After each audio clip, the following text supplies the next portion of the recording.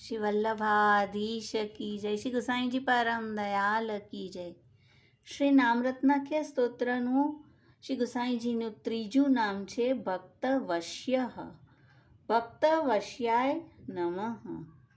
ભગવાન ભક્તને વશ થાય તે ભગવાનની એક લીલા છે. તેને શ્રી ભાગવતજીમાં પુષ્ટિ લીલા કહેવામાં આવી છે. શ્રી ગુસાઈજી સાક્ષાત પૂર્ણ પુરુષોત્તમનું જ સ્વરૂપ છે. ભક્તિની આવી પરવશતાના દર્શન શ્રી ગુસાઈજી અને તેમના સેવકોમાં પણ થાય છે. શ્રી ગુસાઈજી તેમના સેવકોને વશ થઈને બિરાજે છે અને સેવકોને પણ વશ કરીને રહે છે. આ નામમાં પ્રસંગ છે. શ્રી ગુસાઈજી દ્વારકા યાત્રાનું મિશ કરીને 6 વાર ગુજરાત પધાર્યા હતા ભાઈલા કોઠારીના મનોરથ પૂર્ણ કરવા. અને જ્યારે બિરબલના મનમાં આવ્યું કે અમે આપશ્રીના ઘરનો ખર્ચ ઉઠાવીએ ત્યારે તરત જ શ્રી ગુસાઈજીએ બિરબલનો ત્યાગ કરી દીધો હતો. તો આપ ભાઈલા કોઠારીના વિરત આપ દૂર કરવા માટે ગુજરાત પધારતા આમ આપે પોતાની ભક્તવશ્યતા પ્રગટ કરી છે. બીજો એક પ્રસંગ છે રજોબાઈ અને શ્રી ગુસાઈજીના સ્નેહનો, કે જ્યારે શ્રી ગુસાઈજીની બાલ અવસ્થા હતી અને નિત્ય તેઓ રજોબાઈના ઘરે જતા. રજોબાઈ પણ તેમને ગોદમાં લઈને અડેલમાં ઘુમાવતા, બાલભોગના લડ્ડુ ખવાવતા અને એટલો બધો સ્નેહ કરતા. શ્રી વિઠ્ઠલનાથજી પણ વારે વારે દ્વાર પાસે જોયા કરતા કે હમણાં રજોબાઈ આવશે. તો એકવાર શ્રી મહાપ્રભુજીએ રજોને બરજ્યા કે હવે તો શ્રી ગુસાઈજીની શિક્ષાનો સમય છે, તો તું અહીંયા વારે વારે નહીં આવો. અને રજોબાઈ આ આજ્ઞા સાંભળીને તેમના ઘરે રહ્યા. જ્યારે 3-4 દિવસ સુધી તેઓ ન આવ્યા, શ્રી વિઠ્ઠલનાથજી સોચવા લાગ્યા કે રજો અમ્મા કેમ ન આવ્યા.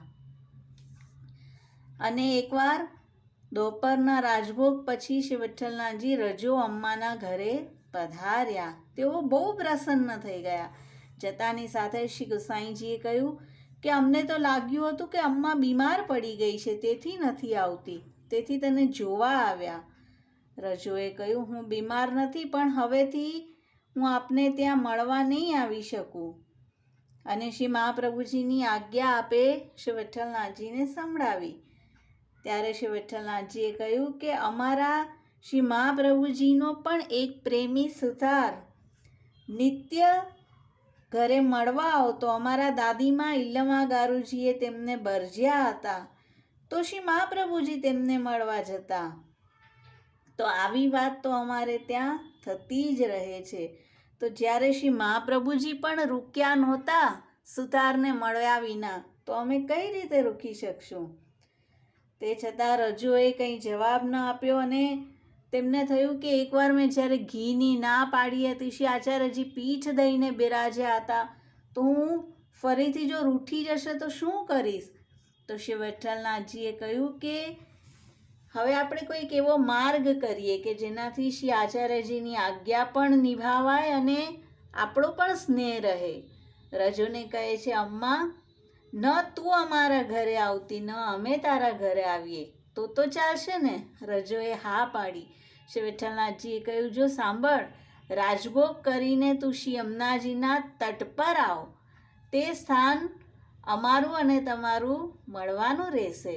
અને મારા આરોગવા માટે તું ક્યારેક બેર, અમૃદ, ગન્ના લઈ આવજે. બોલ બાત પક્કી. અને રજોબાઈ તો એટલા બધા પ્રસન્ન થઈ ગયા. અને શ્રી વિઠ્ઠલનાથજી કહે છે અમ્મા તારો પ્રેમ ભાવ એવો છે, તું બડા પ્રેમથી અમને ચીજ ખવાવે છે. રજો કહે છે કે લાલજી આપના ઘરમાં તો અનેક વ્યંજન છે. અને શ્રી ગુસાઈજી કહે છે કે અમારા ઘરમાં અમારા માતૃશ્રી પણ બડા પ્રેમથી થાળી પરોસી અમને ભોજન કરાવે છે. પણ અમારા માતૃશ્રીનો પ્રેમ પિતાજી, દાદા ગોપીનાથજી અને મારા 3 જગ્યાએ વટાઈ જાય છે. અને તું જ્યારે અરોગ આવે છે ત્યારે તારો સગરો પ્રેમ કેવલ અમારાથી જ રહે છે. તો નિત્ય અમે તારા હાથે કચ્છું ના કચ્છું અરોગવા માટે તારી પાસે આવશું.